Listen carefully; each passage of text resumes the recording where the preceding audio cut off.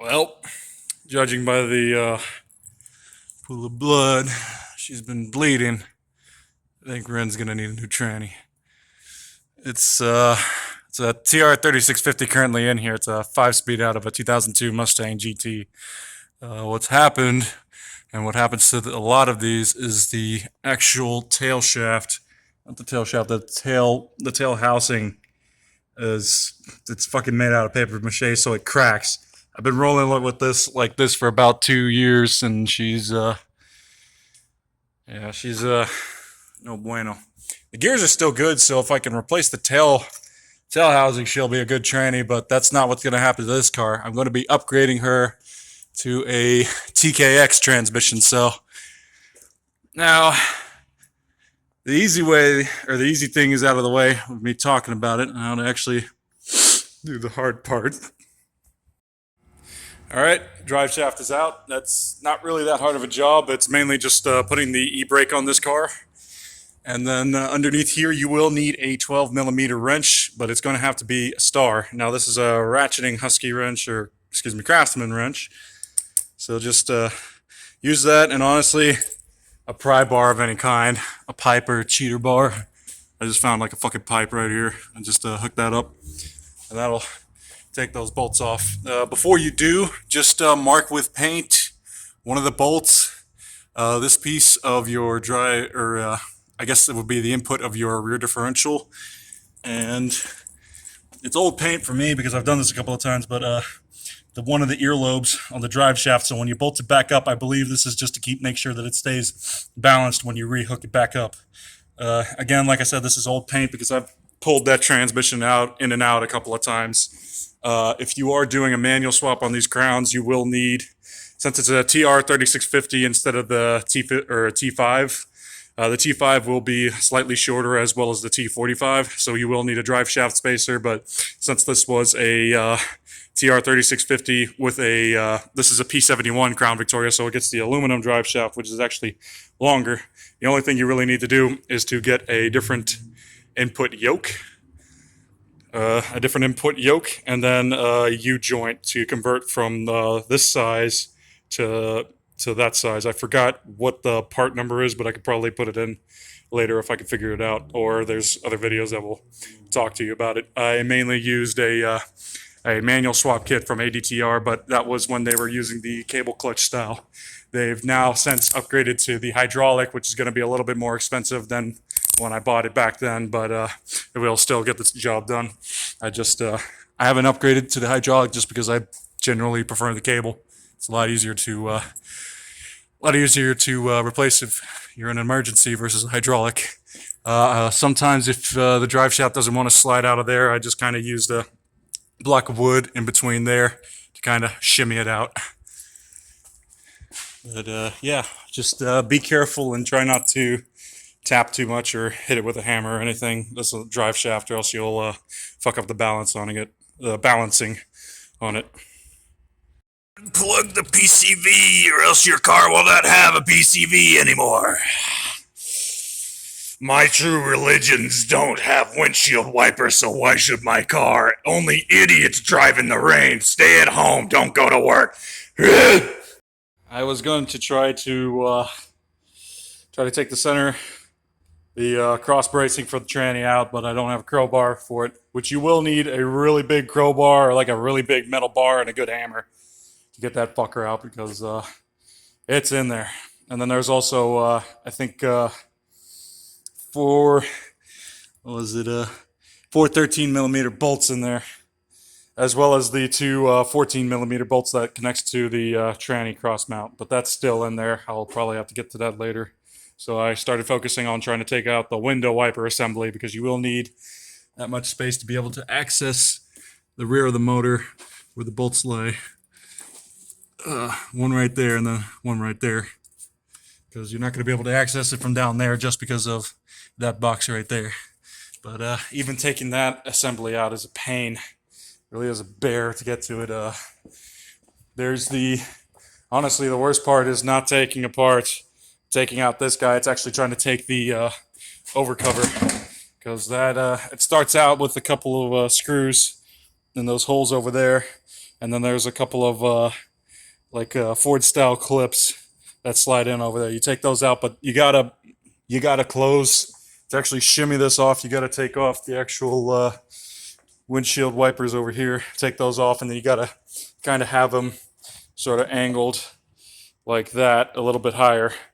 And then you also gotta slide, pick up on each end, slide that up. While you're doing that,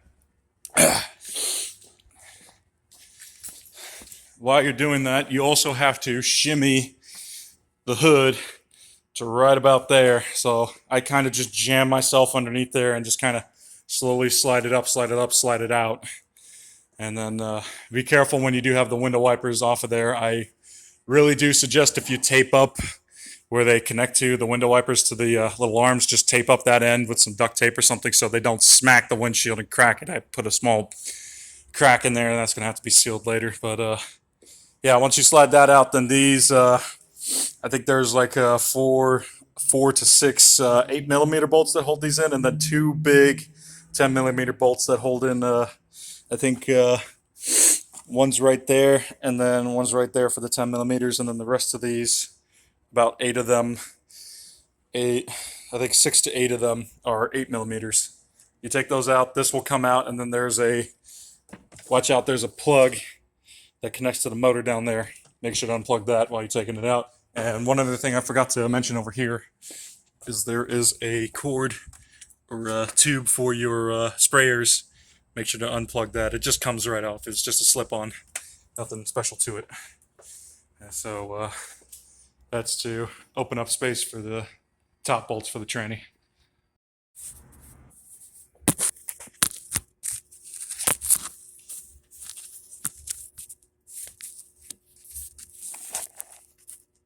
God, this phone is such a piece of shit. Okay, so just got the cross mount out. Well, I got the cross mount out a little bit ago, and then I was struggling to get the starter out. Honestly, with the cross member, the best thing you can do is spray a whole bunch of lube in between there, shove a nice big iron rod into the opening over there, hammer it down a little bit, and then there's basically a space in between the cross member and where it connects to here. You could shove a pry bar, a nice big one, and just kind of keep inching it on down in that side. And the same thing for the other. I'd suggest to strap up a side so it doesn't fall down completely, and also disconnect it from the transmission fully. There's two, I think 14mm bolts right there. Yeah, 14mm bolts, and then the bolts over here are 13mm. But just kind of pry up in between there. Basically, this is basically, this side is facing inside the car, or inside the frame where it bolts up. But you can pry up in between this little piece and that other piece I was pointing. Same thing on this side, and then you would shove your probably if you can get the biggest pry bar you can get, or like a big old one of those iron bars that they use to like dig kind of like a hammer down, or like iron wedges, and just shove it in there, and then just try to hammer it out a little bit and make it loose. But definitely a lot of PB Blast or any penetrant lube on each side. And then also don't forget about your e-brake cable. You can either choose to, I wouldn't choose to unbolt it, honestly. It's take a pair of pliers and pinch down on the little nubs on there, and then it'll slide right out. But honestly, you could get to that once you take that side off. This is the driver's side. I suggest just start with the driver's side. Once it's hanging on the e-brake cable, just slide that out. Make sure if you're doing this alone, just kind of clamp it up there. I just took like a little ratchet strap, this little piece, and then zip tied it to there, just to kind of hold it up while you're pulling down on that side. So when it does come and break free, you can at least hold it up before it comes crashing down, whether you're working on the lift or on the floor, or however you're doing it. Interesting note, I did this when I originally manual swapped this. I was doing this in a barn on the floor underneath jack stands. So doing this on a lift is a 9-day difference of just comfort, honestly. Now, the starter. This thing is a fucking bitch. Honest to God. It is, I don't even know if these are the original bolts, because I remember stripping out one or two of them trying to get it out, but I believe the ones I'm using are 13mm. Just find out what size they are and stick with it. But for the upper two, for the lower bolt, obviously it's going to be easy. But for this one, no, wait, it's faced like this. So for the lower one, it's going to be the easy one. But now you got to get above this guy to get to these two.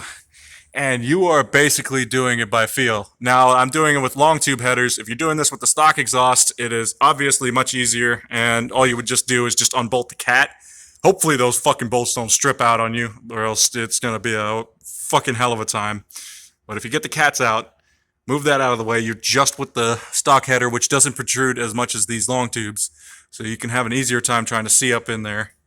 I could barely even get my phone up in there, but for the upper two bolts, I found that this is kind of the best way to do it. You get yourself a 13 millimeter, but you get it in the, not the 3/8, but I think the 1/4 inch is what you would call it. For me, it's a 13 millimeter for the bolts. And then you would get an extension about the length of your PP if somebody were to blow on it. Then you get a resizer for a 1/2 inch, or excuse me, a 3/4. And then you get yourself an extension if your PP was, in the cold or something.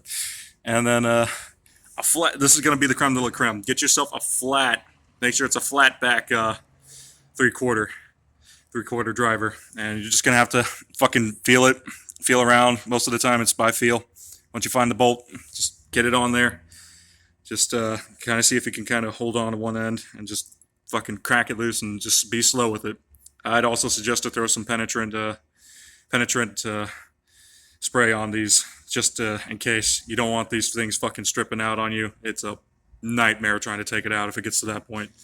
And of course, disconnect your battery as well as the two cables for the starter motor. I have grounded these out before, and they are fucking terrifying. Take my word for it. Woo! And I also forgot to mention, do disconnect your shifter if you're taking out the manual transmission later on, if you're going to drop it down to about this point. Also, if you do take the cross member out, I'd suggest I just kind of have a ratchet strap holding it up where I've cut the original hold for the shifter mechanism in there. So I just kind of have it held up like that for right now until I get further into actually pulling it out. And if you're already here, just check your rear trans mount. This one is newish. It's about a year or 2 old, so it's good to be reused. But if you're down here, just replace that, as well as the pain, which is, it's not going to be as much of a pain. I think once I get to it is the pilot bearing. But yeah, and of course check for leaks and stuff like that. This body is, I don't know if you can tell, been leaked upon everywhere with tranny fluid. It's gotten to the point, it's been like this for years. It's gotten to the point where I can barely smell the smell of ATF, but I fucking hate it when I do smell it.